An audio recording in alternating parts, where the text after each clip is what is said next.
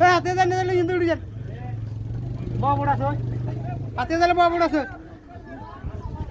হাতে জানি আছে না বাবুড়া আছে হাতে হাতে হাতে জানি বাবুড়া আছে। এইখানে 4-5 দিন আগেও দোকান ছিল,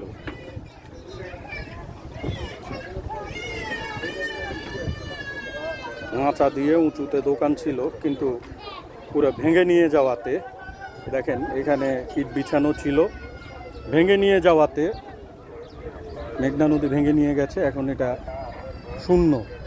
হাতিয়া যাওয়ার, দক্ষিণ হাতিয়া যাওয়ার কিছু ট্রলার তারপরে লঞ্চ এখানে থামতো, কিন্তু এখন সেটা সম্ভব হচ্ছে না। মাঝখানে তো ভেঙে নদী নিয়ে গেছে, আর ওপাশেও এখন ট্রলার রাখার মতো, ট্রলার নোঙর করার মতো, ওপারেও ট্রলার বা জাহাজ নোঙর করার মতো জায়গা নাই।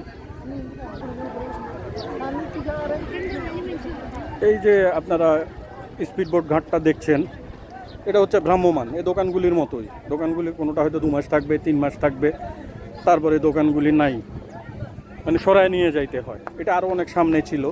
এই স্পিডবোট ঘাটটাও এই পাশে ছিল, এদিক দিয়ে ছিল, নামার জায়গা ছিল। এখন এটা প্রায় নাই, এই যে ভেঙে গেছে, সে কারণে এটাকে এদিকে নিয়ে আসা হয়েছে।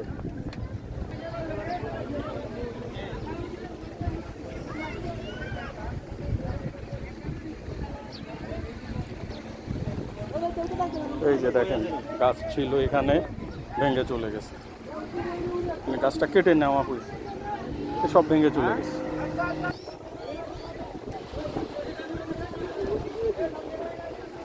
এটা নিশ্চিত কারো দোকান ছিল,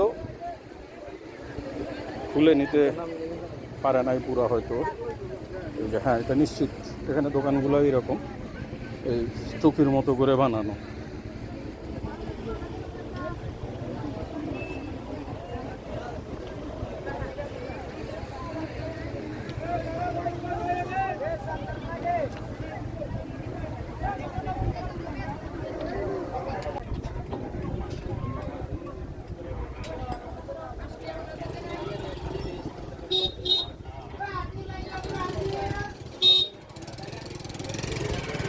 নদী ভাঙনের দগদগে ক্ষত,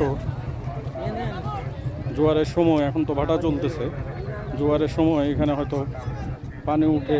এই রাস্তা কয়দিন টিকবে বলা যাচ্ছে না, 2-4 দিনও হইতে পারে, 1 মাসও হইতে পারে। এই যে বাথরুমের স্ল্যাব। আপনি কি ট্রলার না স্পিডবোট? ট্রলার, কাঠবডি। এখান থেকে ট্রলারে যাইতে কতক্ষণ লাগে হাতিয়া? 1 ঘন্টা। হ্যাঁ 1 ঘন্টা। 1 ঘন্টা। এখন তো ভাটার সময়। আর জোয়ারে? আইতে 1 ঘন্টা। আর এখান থেকে যাইতে 2 ঘন্টা লাগে। এই ঘাটটা আগে কই ছিল? ঘাটটা নি হ্যাঁ, বহুত দূর আছিল, ঘাটটা বাইতে জানি হিনতা লাগাইছি। সেটা তো হিসেব করে আমরা আসছিল ধরে আইতে 7-8 কিলো দূর, 7-8 কিলো দূর বেশি। বাড়ি ঘর, টাকা পয়সা বহুত চলে গেছে, কিচ্ছু ভালো, কিচ্ছু পায় নাই। কিচ্ছু ভালো। তো ওরা পরে কি হয়েছে? আর কি হইব, ইয়ারে আপনার কোন রকম আবার দোয়ান এখান থেকে কোন রকম রয়েছে করে। আর যাদের ধরেন ঘর বাড়ি ভিটা ছিল ভেঙে চলে গেছে, তো এদের তো আবার ঘর বাড়ি কই করছে? তো যাদের টাকা পয়সা নাই, আছে না অনেক একবারে গরিব। এখানে আমি অনেক ঘর দেখছি কোনো মতে একবারে ভাঙা বেড়া টেড়া দিয়ে ছিল, সামনে ছিল, আরো সামনের দিকে ছিল।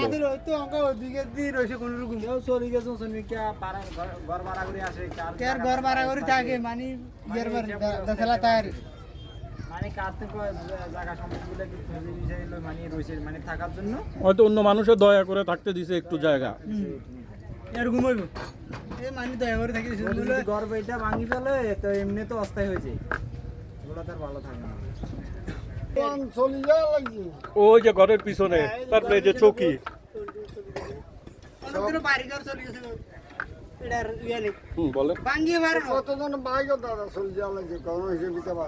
আপনার বাড়ি কোথায়? এখান থেকে কত দূর? তো এইভাবে ভাঙতে থাকলে তো আপনার বাড়িও ভাঙবে। বাইরে চলে গেছে নদী আর বাড়ির পাশেই চলে গেছে ওই পাশ দিয়ে। হ্যাঁ তো এখন ভাঙলে কি করবেন? দাদা কোনো আমি চিন্তা করি লেগে পড়বে গোবা বেশি লেগে আপনি এমনিতে কি করেন? না গোয়াশি টোয়াশি বেশি আর কি কি বিক্রি করেন? গোয়াশি কি?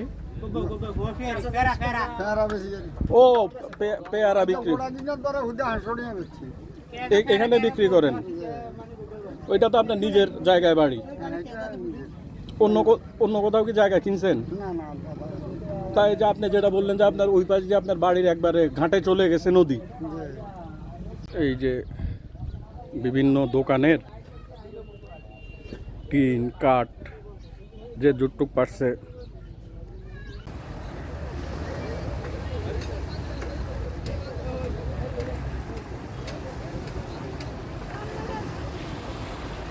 এই যে কারো বাড়ির ভিটা ছিল দেখা যাচ্ছে সব ভেঙে চুরে নিয়ে গেছে। এই দোকানগুলো একবার অস্থায়ী। এই যে ভাঙতে ভাঙতে এদিকে একটু বিপজ্জনক জায়গায় আসলাম। এই যে এই অংশটা এখনই ভেঙে পড়ে যাবে মনে হচ্ছে। আমার নাম মোহাম্মদ রুবেল।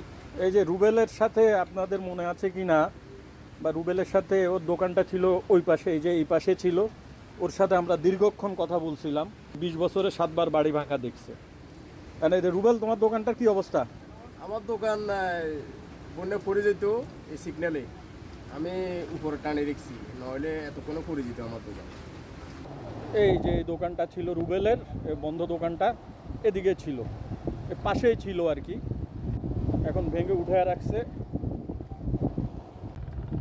এই দোকানটা নদীর পুলে পড়ে গেছে, এই কারণে আজকে সকাল পর্যন্ত ভিজতেছি। আর ওই টেনশনে আমি আছি, দোকানটা কোন সময় দোকানটা আনি আমার সামনে বিটাতে আনি বসাই, এই যে এখানে রানবা, তাই তো? এখানে আনি বসাবো। অনেক টেনশনে আছি, দোকানটা পরিচিত দোকান, লোক নিয়ে 2-4 জন লোক নিয়ে আমি একটু এদিকে টানি দিচ্ছি, বলে আমার দোকানটা পরিচিত। অদ্ভুত সুন্দর, কিন্তু এই সৌন্দর্যের পেছনের গল্পটা খুব করুণ। হয়তো 4 ঘন্টা 5 ঘন্টার ভিতরেই সব স্মৃতি হয়ে যায়। ঘর বাড়ি গাছপালা প্রিয়জনের কবর মুহূর্তেই নিয়ে যায়। কিন্তু বাকিটা এসে যদি কেউ বলেন যে প্রাকৃতিক সৌন্দর্য কেমন, তো সেক্ষেত্রে বলতে হয় যে হাতিয়ার এই এলাকার প্রাকৃতিক সৌন্দর্য অতুলনীয় এবং অসাধারণ।